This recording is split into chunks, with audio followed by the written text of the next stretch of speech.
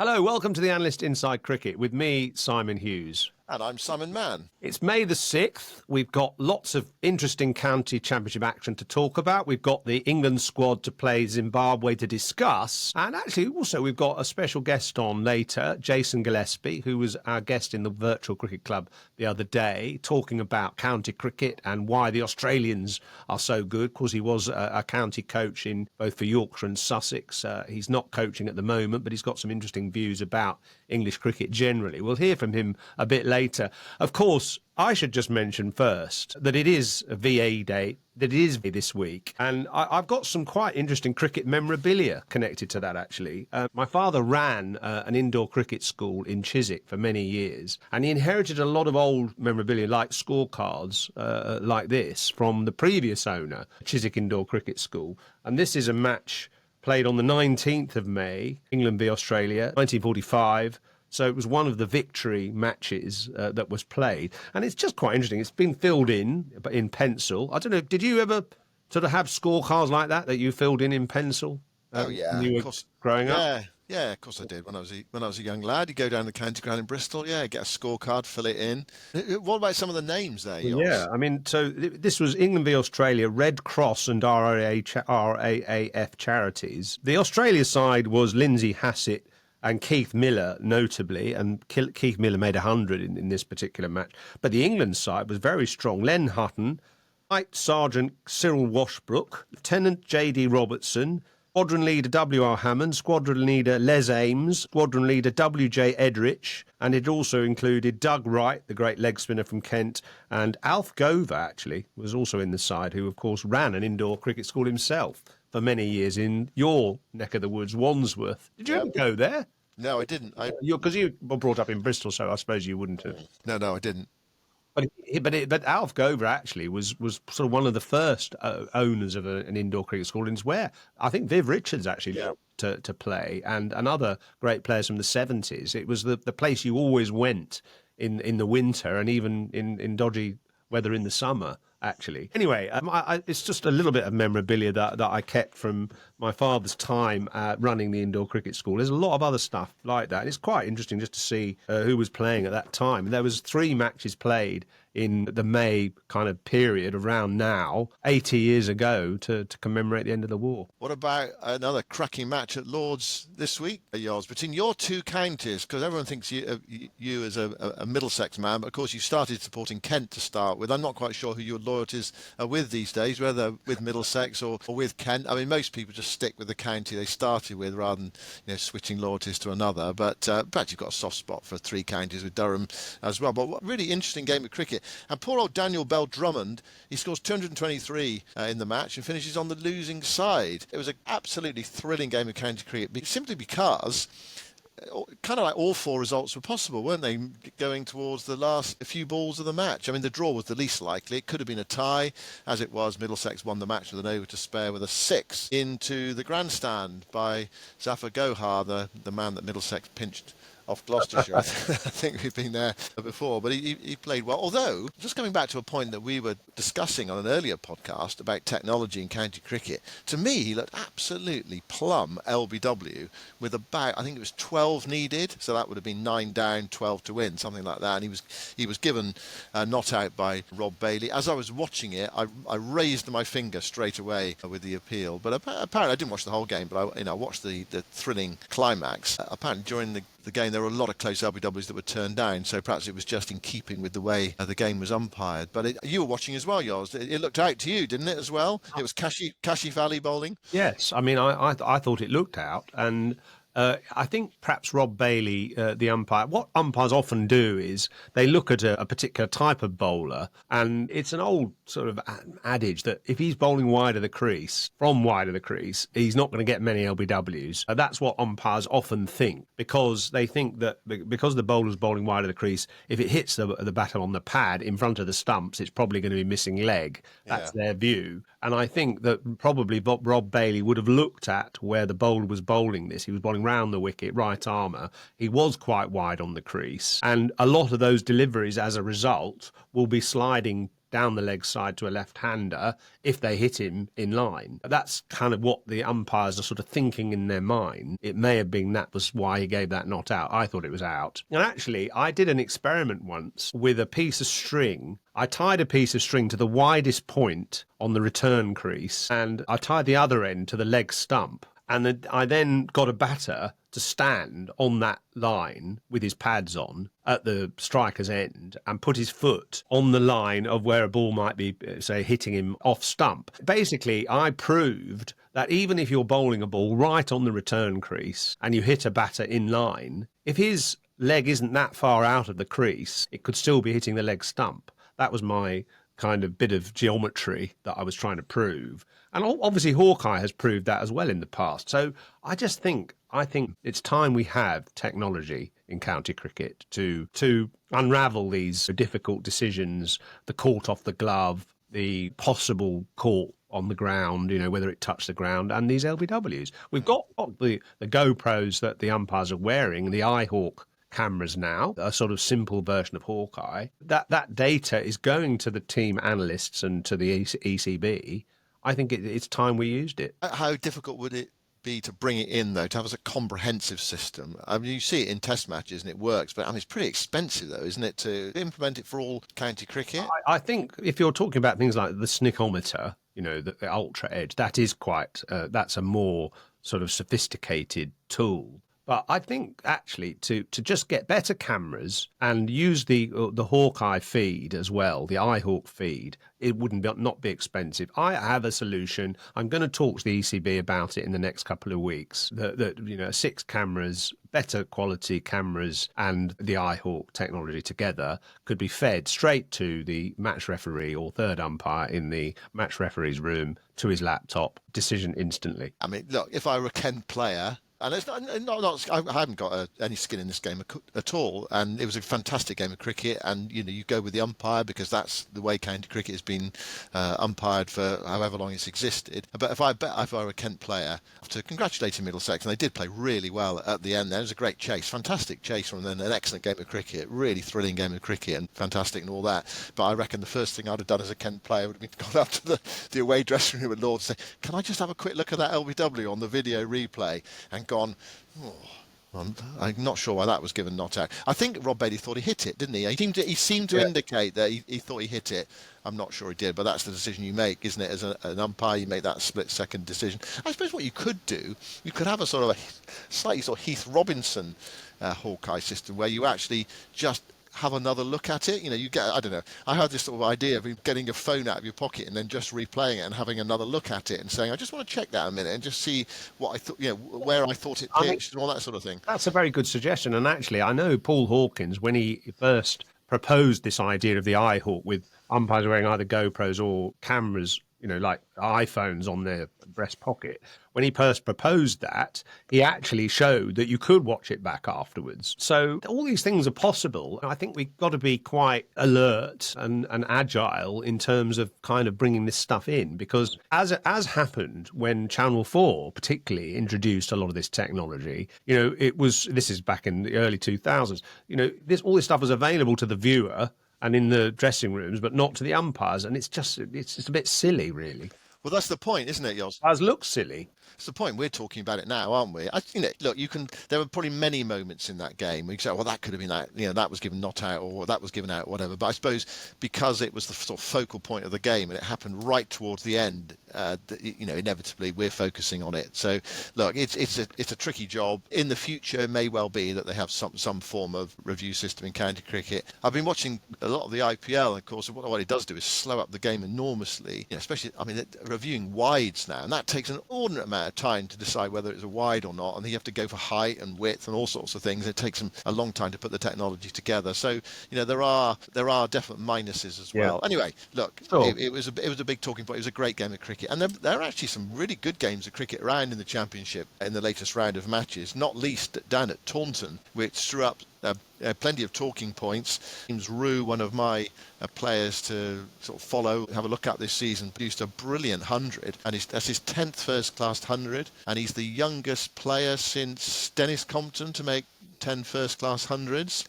I thought what was so interesting about his innings was just the temperament to keep Somerset going, keep driving them on to an unlikely victory target. They were 78 for 5, chasing 321. It was a totally unlikely victory for them because Essex were romping away with it.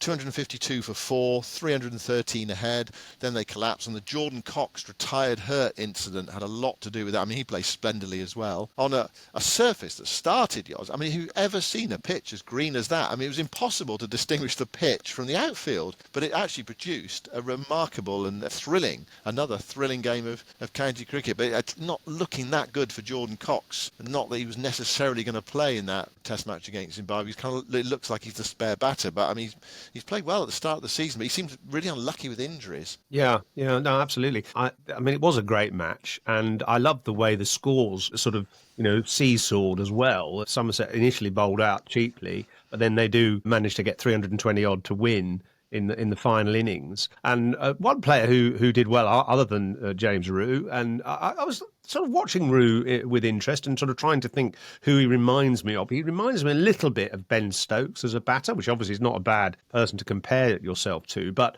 he doesn't get very far forward. He tends to take a step back on the crease and sort of have a bit like this is A.B. de Villiers was a great believer in having your feet quite close together just within the crease and play everything what he called in a box. So not reaching out too far, playing everything as much as you can under your nose. And I think James Roux does that, but he punches down the ground a bit like Stokes, and also he's strong on the pull shot. And he's obviously got a brilliant temperament and really determined player as well. And we mentioned about starring all-rounders in county cricket, who are the best, and we talked about this with a couple of people over the last couple of weeks.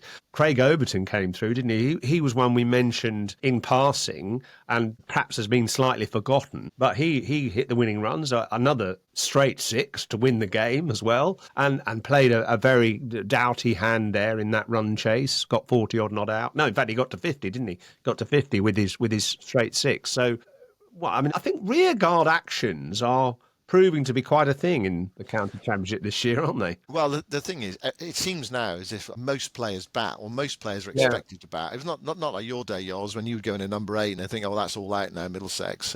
We're into the tail and we can brush these away. Everyone's expected to bat, and everyone sticks it out now, don't they? And works really hard. So you do get these games, you do get these longer chases, you do get teams that are determined to bat out for a draw. I mean, Derbyshire did it, 9 down against Glamorgan. Another fabulous game of cricket. Just on all-rounders, actually, we were going through our all-rounders last week with Ian Holland, weren't we, in first-class cricket, and who are the best. Came out of that Gareth Batty comment saying that Jordan Clark was the best all-rounder in the country, apart from Ben Stokes. Mark Etches was in touch with me on X saying George Hill at Yorkshire, have a look out for him. He's 24 years of age. Well, in their latest game, he made 0 and 8 and took 3 for 35 and 0 for 47. But he does have a decent first-class batting average in the threes and a decent first-class bowling average in the 20s. So that he fits into that category of having a batting average that's significantly higher than your bowling average. So he's a cricketer to look out for. And I saw him actually bowl earlier in this season where he got rid of McKinney, another of my players, to follow a good ball from round the wicket. So how you get the left-handers out round the wicket, and just angling in a bit and just left him, and he nicked it low down to slip. So yeah, he's a player worth looking out for as well. He is, and he was mentioned to me by Martin Spate last year because Martin Spate coached him at Sedbergh School alongside Harry Brook, and he said, watch out for him, George Hill, very talented cricketer. Spate, I reckon Martin Spate's got a good eye for talent. He's worked with Harry Brook since he was about 13. He's now moved to Repton, in fact, Martin Spate, and there's a couple of players there that are coming through for Derbyshire that I've been told about, but we'll see how they develop. But certainly George Hill, one to watch. I mean, that was an impressive win by Warwickshire, wasn't it, at Yorkshire, because Yorkshire had Root and Brooke and Bairstow all playing, and Warwickshire won by 5 wickets. Ethan Bamber, who's moved north from Middlesex to Warwickshire, took 9 wickets in the match, and Warwickshire up to second in the table. Yeah, so chock full of English talent in that middle order, but actually Yorkshire quite well beaten inside the distance. I mean, on a Headingley pitch that I think had something in it. So it was, I don't know whether it was a bit more one of those old Headingley pitches that you might have bowled on yours in your time, where you turn up and you think, oh, I might have a bag full today. Yeah, and actually I think the pitches have been bit too flat in many places, actually. I mean, I was at the Hampshire game, the Utilita Bowl, and Durham got 511. I think they probably batted on too long and they were a bit ponderous. But again, it was lower order players in improving the score, because actually Durham were 80 odd for 4, but they finished up with 500. And then Hampshire battled their way through and got to almost to parity by the sort of middle of the 4th day. I don't know, is there, do you want cricket like that? I thought the Durham maybe should have been a bit more purposeful, and Hampshire were left with no option in the end but to try and get level, and the game petered out into a draw. And it sort of feels a bit sad, doesn't it, when players put in 4 days worth of real effort and it just peters out into nothing. Well, what did you have in that game, Yoz? You had 4 days of cricket and you had 20 wickets fell over 4 days. The pitch is so important, isn't it? I mean, there's a lot of talk about that pitch at Taunton on the first morning. I mean, you saw it on social media. Look at this surface. Where's the pitch? Where's the outfield? But it produced a brilliant, thrilling game of cricket that went to the 4th day. I watched a lot of the Lancashire-Gloucestershire match at Old Trafford. That was another pretty flat pitch, hard work for the bowlers. Gloucestershire not a million miles away from forcing something, but it probably needed a 5th day for a result. But a brilliant innings from Ollie Price, 23 years of age, who did go on a Lions trip to India last year, 253 not out. It was a fabulous innings to watch. The only thing, the strange thing about that game, someone can get in touch with me and explain it if they want to, why Gloucestershire declared after 3 days, because they had a lead of 139 with 2 wickets left. Ollie Price was still batting. Josh Shaw was with him. And Gloucestershire declared overnight. Surely I would have thought the thing to do, bat for half an hour, try and flog it around for half an hour, if you can get another 40 or 50 runs in half an hour, and then ask frazzled openers to go out and bat under a bit more pressure, looking at 180 deficit rather than 140. And as it turned out, it probably would have been a draw anyway because the pitch was good. But anyway, I thought it was a strange declaration from Cameron Bancroft. I would definitely batted on. I like to, absolutely nail down the opposition and get as many as you possibly can and put them under as much pressure as you possibly can. But there are 2 different ways of doing it. Anyway, that was another flat pitch and another draw. I think Lancashire conceded. I read Lancashire conceded 450 in the first innings of their last 3 innings. Yeah. That's just off the top of my head. I think I read that somewhere. They certainly. You feel that Lancashire are a bowler light, really. I see Tom Hartley's back in their side now. He didn't play at Lords against Middlesex, but he's been playing ever since. And I think they just lack a bit of strike power. I mean, it's a bit surprising in a way because they've got Mahmood and they've brought in John Turner from Hampshire as well. So you feel they've got enough pace, but for some reason they're just not making inroads. And the pitch there hasn't really turned or anything much as well. So, obviously it's been hard taking wickets. Listen, going back to Gloucester, by the way, we have an announcement, don't we? Oh, we do, yeah. Got a live event in your hometown. City, not town, City. Sorry. We've got a live event in your home city, Bristol, on June the 18th. We're going to do a live podcast with a couple of special guests. So I'll post the information on the show notes of this podcast. But we'd love to see you down there. There's a room full of. It'll be a jaunty evening with lots of stories, and you can be on our podcast as well. There'll be an opportunity to ask questions too. So look out for that. We'll keep mentioning it, our live event in Bristol on June the 18th. And we'll take a quick break, actually, and afterwards we'll talk about the England squad for the first test, or the only test against Zimbabwe. And also, we'll hear from Jason Gillespie. So just one other thing to mention before we get into talking about the England squad against Zimbabwe is the Cricverse, the blog that I run with Derek Pringle. And Simon, you're going to contribute to it at some point, I hope, anyway. Am I? Well, okay. Maybe. But we had a very interesting week last week, didn't we, with Jared Kimber talking about the art of batting and the greatest 50 test batters. And there is a piece on the Cricverse now revealing that top 50. We'll come to that in the podcast in a couple of days' time. But if you want to read an advanced version of that, it's on the Cricverse at the moment, Cricverse.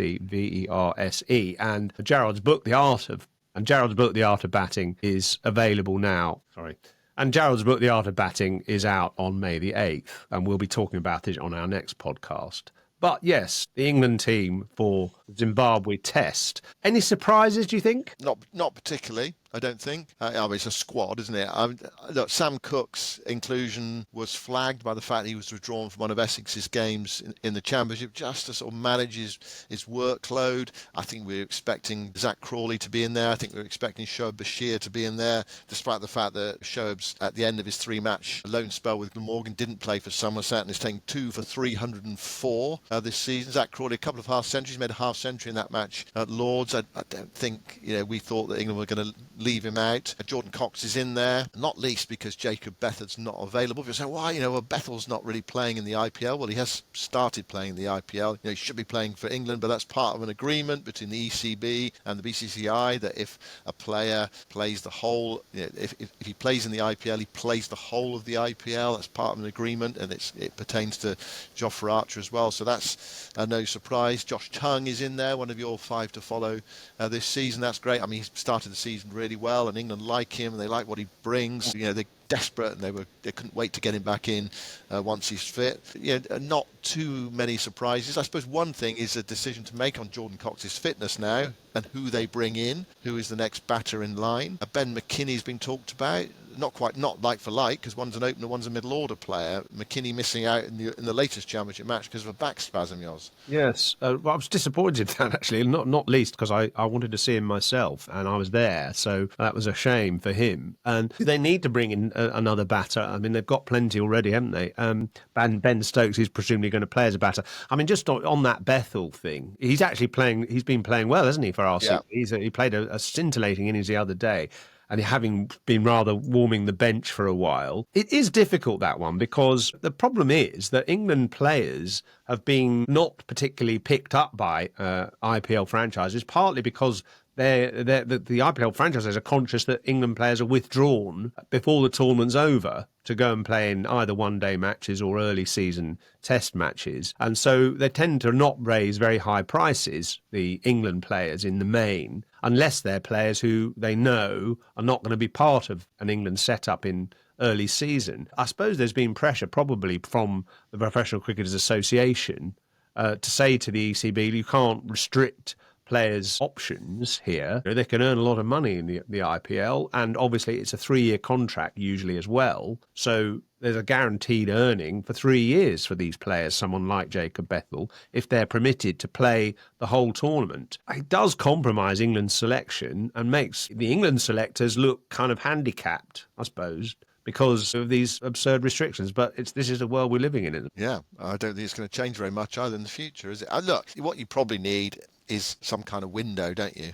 Yeah. You need a window where you just have IPL or whatever. And of course, there's talk now about the IPL being extended into more matches so that each team plays each team home and away, because at the moment they don't. I think that may happen in 2028, but I think it will be duty bound on the IPL to make sure all those matches happen in the same time period.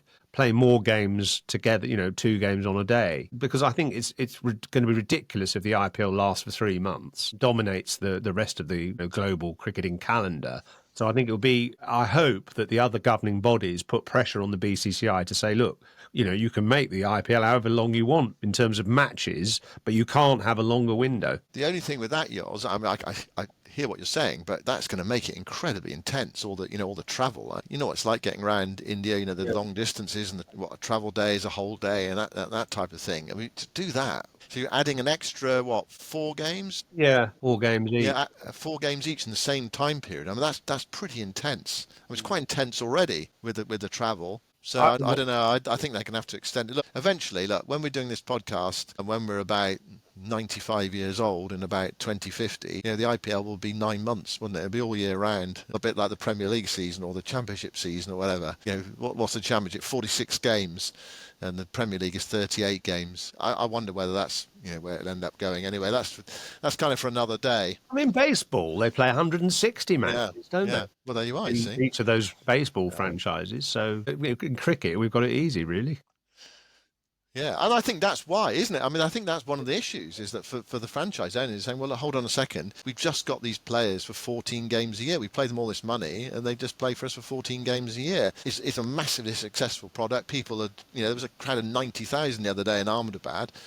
People are turning up to watch it. People are switching on their televisions and watching it. Okay, there might be some sniffiness about it in the UK, and actually there is plenty of sniffiness about it in the UK. But people are following. Where was I the other day? I think I was walking my dog in the park, and there were people. There were 4 lads watching the IPL on their phones in the park. So there are people watching it, and that's what they want to tap into. The only problem is I think we've seen with T20 competitions like the Big Bash, actually the more you play of it, the less interesting it becomes. Actually, it works better because it's intense. Yeah.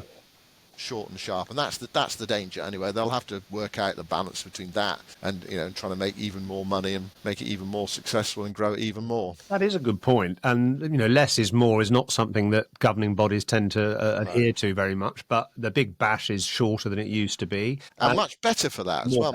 Yeah. And, I think that there'll be various decisions made about English cricket, and that actually less is more in terms of county championship and also the Blast in due course. These discussions are going on at the moment. Just quick one on the IPL, by the way. I noticed that since Vaibhav Suryavanshi's incredible 100 off 35 balls, the 14-year-old, he's scored 4 and 0.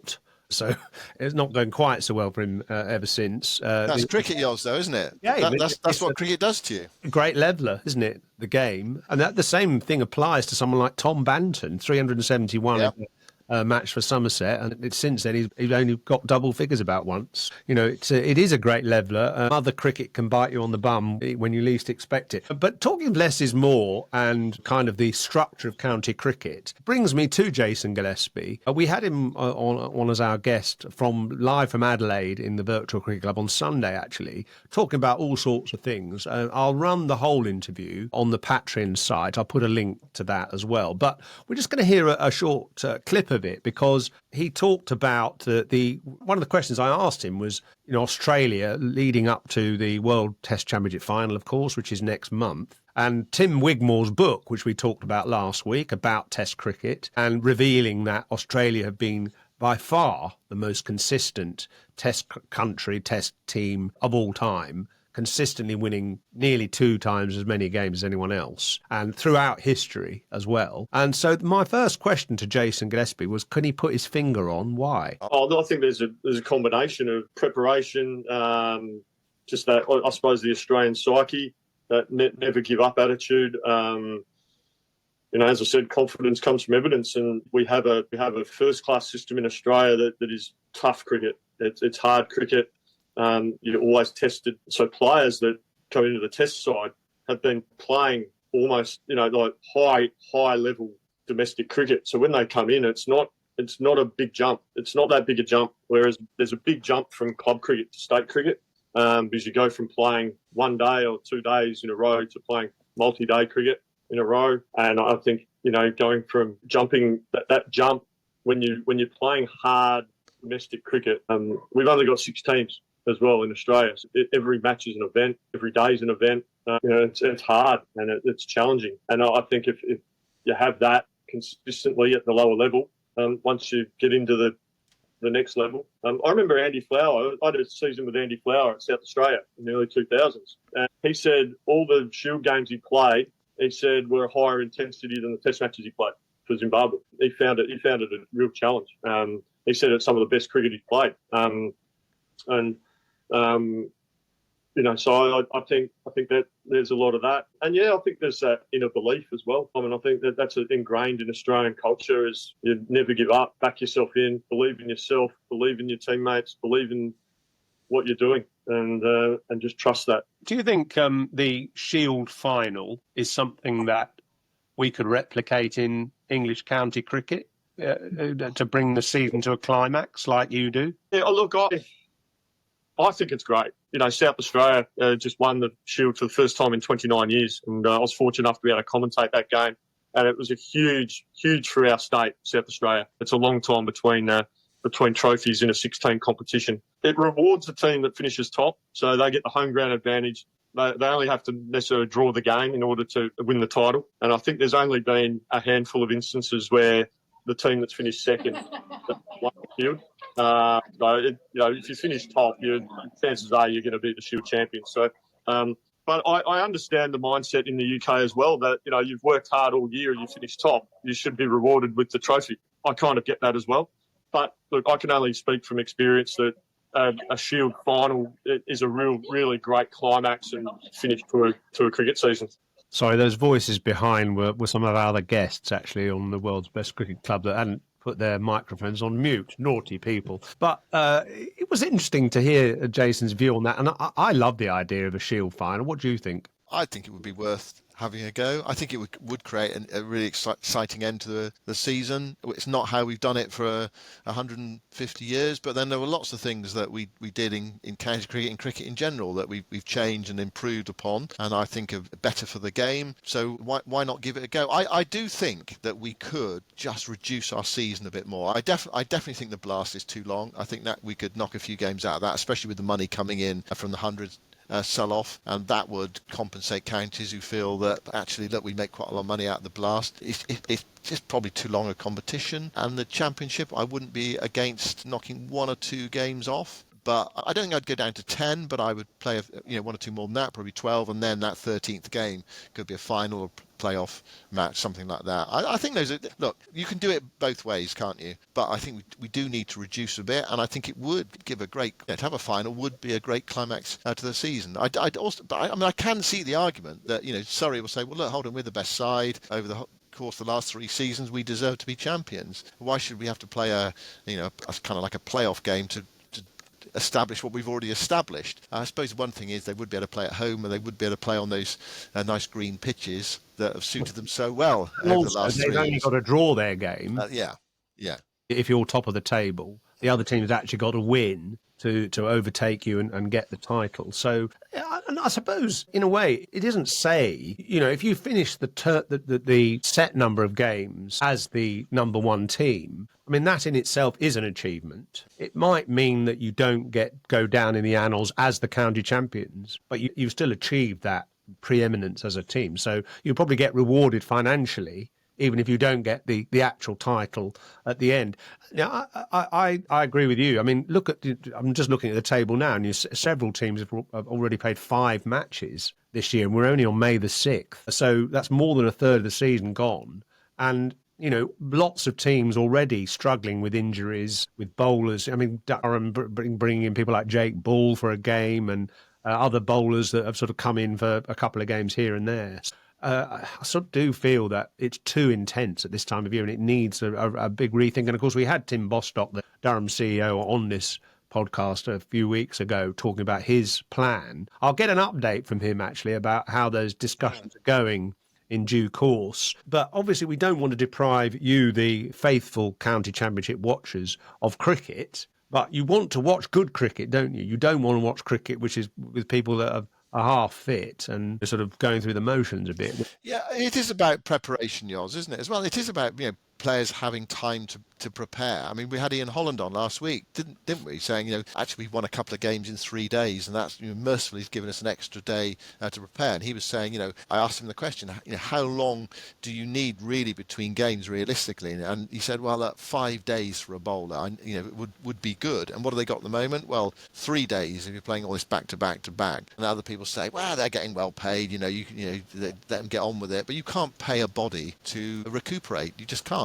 People say that same about football. They should better play, 3 games in 6 days. Well, they can play it, but the intensity levels would be down, and you've got much greater chance of injury because of the intensity of the cricket. And you just can't pay a body to refresh itself. It's physically impossible. You can't say, here is £1,000, body refresh yourself. No, it just doesn't work like that. What's that? Sorry, carry on. I was going to say there's that pill you can take. I wouldn't get but into that. It's legal. I can't remember what it is anyway. Okay, just hold on a second. I'll just pick up from the back of that point. Yeah, and just on the point about winning the title but not being champions, I suppose it's about, look, at the start of the season, if you do change it at the start of the season, you know the rules, don't you? So it's happening in football at the moment. We're at the end of football seasons in the EFL, and teams who finish third are not promoted. They have to go into a playoff system. There's one example that's pertinent to the team that I support. Look, Bristol City have finished something like 22 points behind Sheffield United, but they now have got an even chance. Well, you might not see it as even. and I think Sheffield United are favourites, but they've got an even chance of making it through to the final despite the massive disparity in points. But when you start the season, you know what the rules are. You might not, some people say it's not fair, but actually what it does do as well is it continues to keep interest from other teams, and then that's what would happen with the Championship as well. So if one team was streaking away with it, there would also be that battle to finish second. So it does create interest and engagement with spectators. You can argue it both ways, and in the end it's just what you decide you prefer out of those two methods. I think a final would work. I think it would be interesting and exciting, but you can also say, well, look, if you do finish 50 points clear at the top of the table and don't win the title, then that feels a bit unfair. But you start a competition and you know what the rules are, and you have to play to those rules. It's a bit like England, the World Test Championship, isn't it, actually? We've talked about this before. England saying, oh, it's unfair, the bowling rates, we're being penalised for, slow over rate. Well, those are the rules. You just have to get on with it, You just have to bowl your overs a bit quicker to not lose points. To me, it seems quite logical, but we don't like the rules. We're not going to play by these rules. We want to play by our own rules. Utter nonsense. Unfortunately, English cricket has always been a bit like that, hasn't it? Because we think we began the game and started the game and codified the game, therefore we should be able to run the game how we want, but it doesn't work like that anymore, does it? Okay, well, I think we'll call a halt today because we've discussed lots of things, but just to say, our next podcast will be with Jared Kimber revealing his top 50 greatest batters of all time after extensive research and statistical examination. You can see a preview of that podcast if you go to the Cricverse and look at it on the blog, which is out at the moment, CRICVERSE. And we'll be back later in the week as well with more cricket conversation. Yeah, and just to say as well, it's not just the top 50, they're also graded as well from 50 to 1. So I'm sure you'll all have your own thoughts about who's the best, the second best, the third best, the fourth best, and in the top 10, etc., etc. Thanks very much for listening. Goodbye for now.